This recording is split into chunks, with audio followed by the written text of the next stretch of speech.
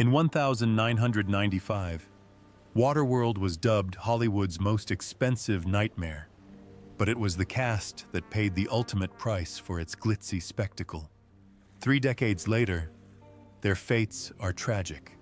Some have quietly disappeared, while others have fallen into addiction to the point where you would hardly recognize them today. Let's discover their real names and pay tribute to the legacies they left us. Michael Jeter as Old Man Gregor. Michael Jeter was born on August 26, 1952 in Lawrenceburg, Tennessee. In 1995, at the age of 43, he played Old Man Gregor in the film Waterworld, an eccentric, frail but intelligent inventor who brought a unique character to the film. The character also reflects aspects of Jeter's own life, a talented artist who yearned to create while struggling with lifelong pain and illness. Behind the scenes, Jeter suffered from chronic stress. As a young man, he turned to alcohol and drugs as an escape from loneliness, which damaged his health and repeatedly threatened his career. Even after winning a Tony and an Emmy, he openly acknowledged his past addiction as a scar that never fully healed.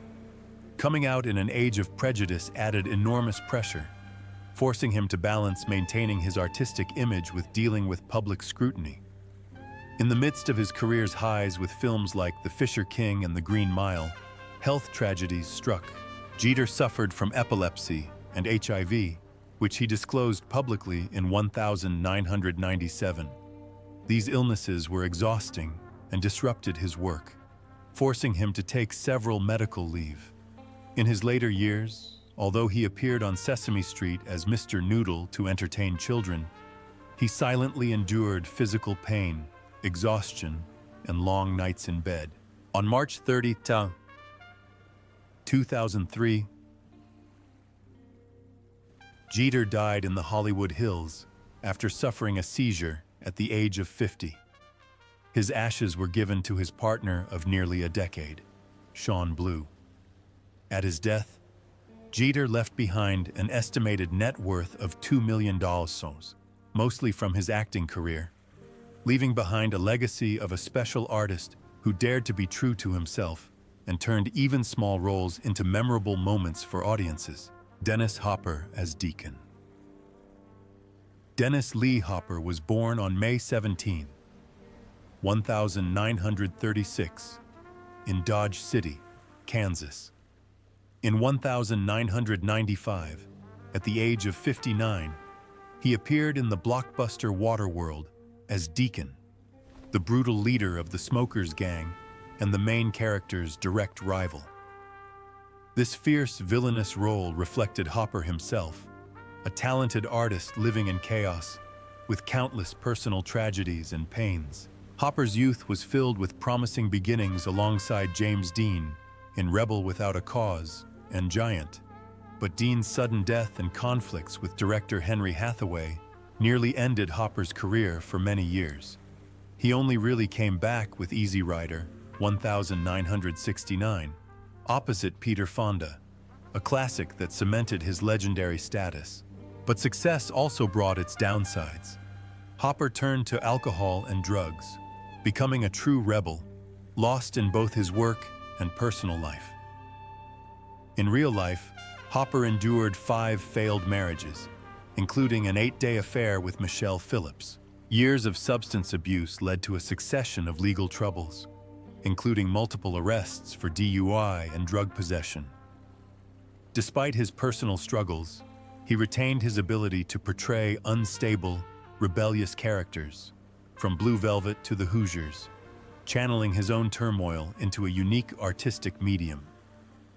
In 2009, Hopper was diagnosed with terminal prostate cancer, which quickly spread to his bones. While his health was failing, he also went through a contentious divorce from his 5th wife, Victoria Duffy.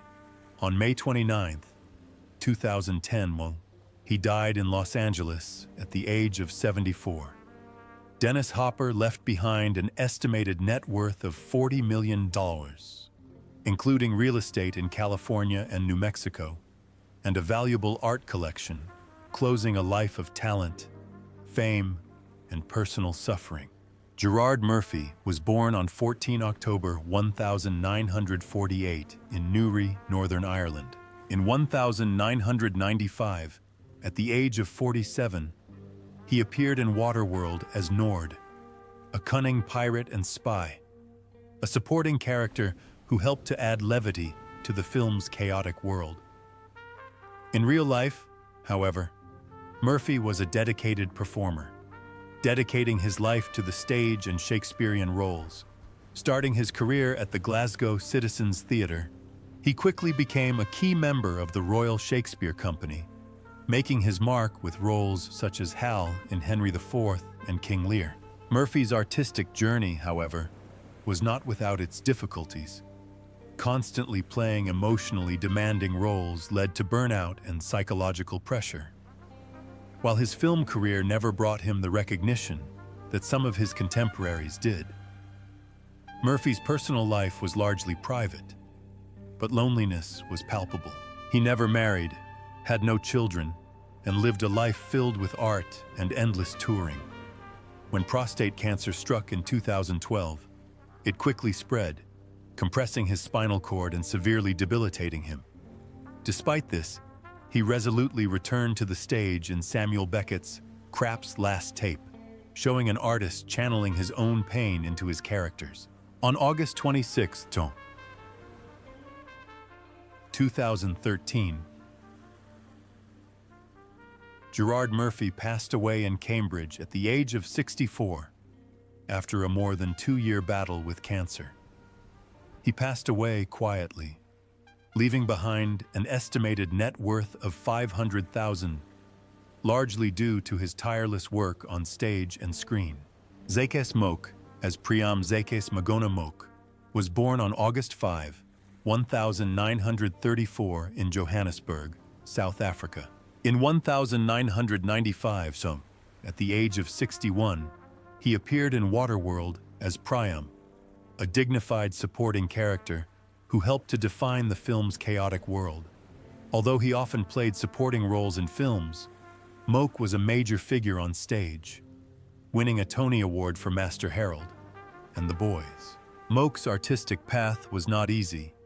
Starting out as a saxophonist, he turned to acting when he teamed up with playwright Athol Fugard to form a theater troupe protesting social injustice in South Africa. Productions such as The Blood Knot and Bozeman and Lena were closely monitored by the apartheid government, leading to numerous arrests and surveillance. In 1969, Moke was forced to leave his homeland and go into exile in the United States to pursue his art in freedom, a decision that was liberating but also painfully far from home. In America, Moke became a familiar face on stage and screen, appearing in films such as Cry Freedom and A Dry White Season, as well as popular television series such as Law & Order, Oz, and The West Wing. However, his personal life was not always smooth. He went through a failed first marriage before remarrying, staying with his second wife until his death.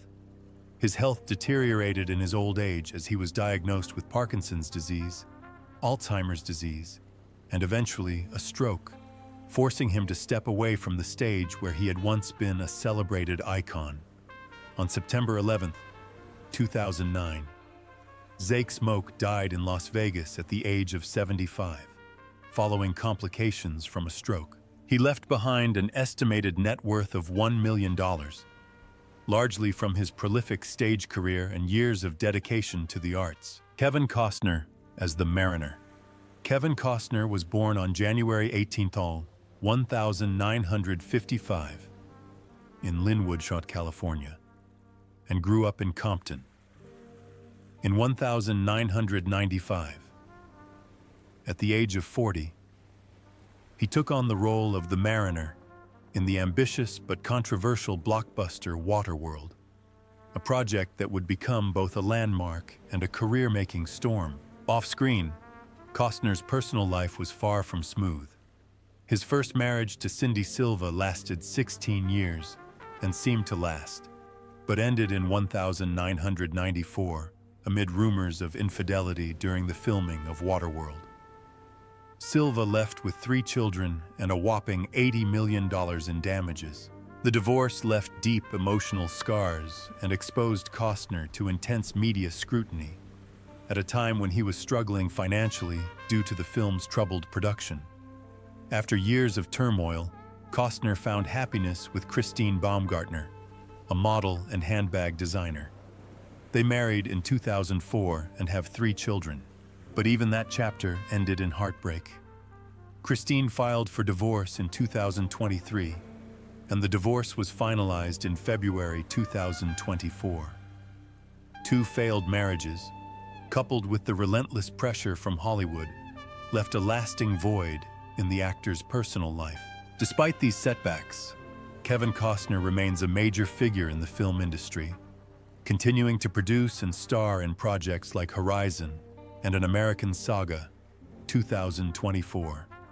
At 70, he focuses on his family and his career, while managing an estimated $250 million net worth, which includes a sprawling ranch in Colorado and coastal properties in California.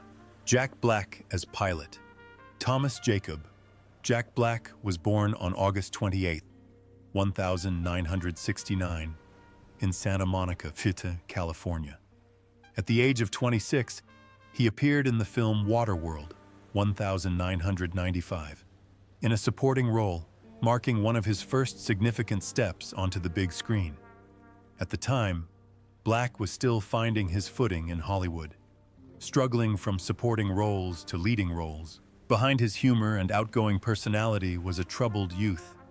At 14, Jack experimented with cocaine and lived in fear of its dangerous effects. Tragedy deepened in 1991 when his older brother, Howard, died of AIDS, leaving a void that could never be filled. These losses have shaped him, forged painful maturity, and forged his resilience to both external and internal pressures. Black faced even more challenges in his personal life. His nearly decade-long relationship with actress Laura Keitlinger ended in heartbreak. Stability came when he reunited with singer Tanya Hayden, daughter of jazz legend Charlie Hayden. They married in 2006 and have 2 sons. However, balancing a busy career with family responsibilities often brought stress and anxiety. Black credits his family as the foundation that has kept him grounded amid the chaotic pressures of fame. Now 56, Jack Black remains a vibrant presence in the entertainment industry, acting, voice acting, and performing with a resilient D-style. His net worth is estimated at $50 million, which includes a luxury mansion in Los Angeles and a car collection.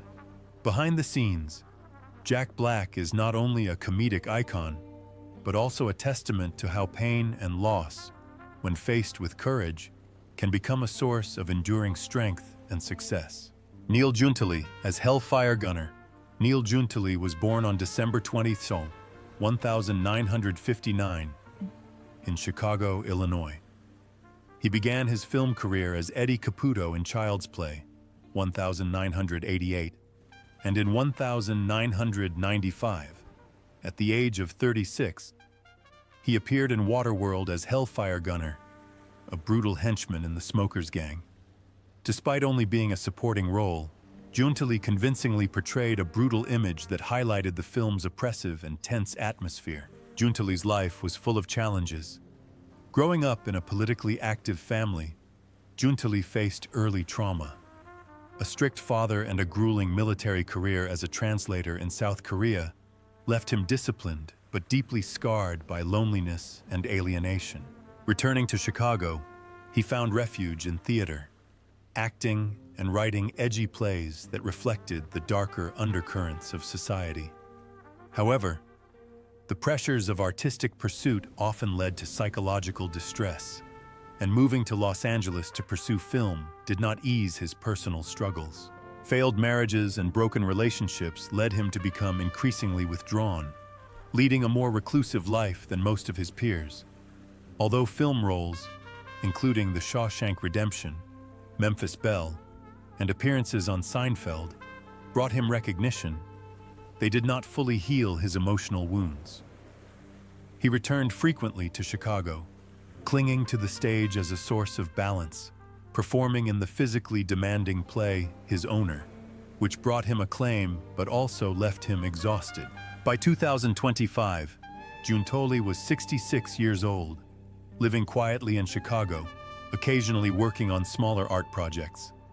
After more than 4 decades of dedication, his estimated net worth was around $1 million, not extravagant, but reflecting a life devoted to independent art, full of sacrifice, suffering, and the subtle aura of achievement. Annie Costner as Coral Island Girl. Annie Costner was born on April 15, 1984 in Los Angeles County, California. In 1995, at the age of 11, Annie appeared in Waterworld as the Atoll Girl, a small but memorable role as the bright-eyed daughter of her father, Hollywood star Kevin Costner. However, being born into fame did not mean a carefree childhood. Annie witnessed the breakdown of her parents' marriage at a young age, leaving her with a sense of emptiness and the urge to forge her own path, away from her father's legendary shadow. Growing up in the public eye brought constant pressure and a nagging fear of being compared or dismissed because of her family's reputation. Taking a quieter path, Annie turned to documentary filmmaking. In 2014, she co-founded Sound Off Films with Adrian Hall, producing socially and environmentally conscious projects. Unlike her father's blockbusters, Annie's work, including Racing Extinction, is subtle yet impactful. Amidst her career, her personal life has also experienced ups and downs, eventually finding stability with Dr. Danny Cox, whom she married in 2016. By 2025, at the age of 41, Annie Costner has become an independent documentary producer, living a peaceful life with her husband and family. Her journey may not be as glamorous as Hollywood movies, but it has given her resilience, purpose, and an estimated net worth of $1 million. Robert Lasardo as Smitty. Robert Lasardo was born on September 23, 1963, in Brooklyn, New York. In 1995, at the age of 32, he appeared in Waterworld as Smitty, a ruthless member of the Smokers Gang, bringing a rough and menacing quality to the film. With his gaunt face, tattooed body, and piercing eyes, Lasardo quickly became a familiar face for tough, edgy Hollywood villains. Before becoming an actor, Lasardo endured a tough childhood in the military. He served 4 years in the Navy, spending 2 years training military dogs in the Aleutian Islands, experiencing isolation, harsh weather, depression, and widespread alcoholism.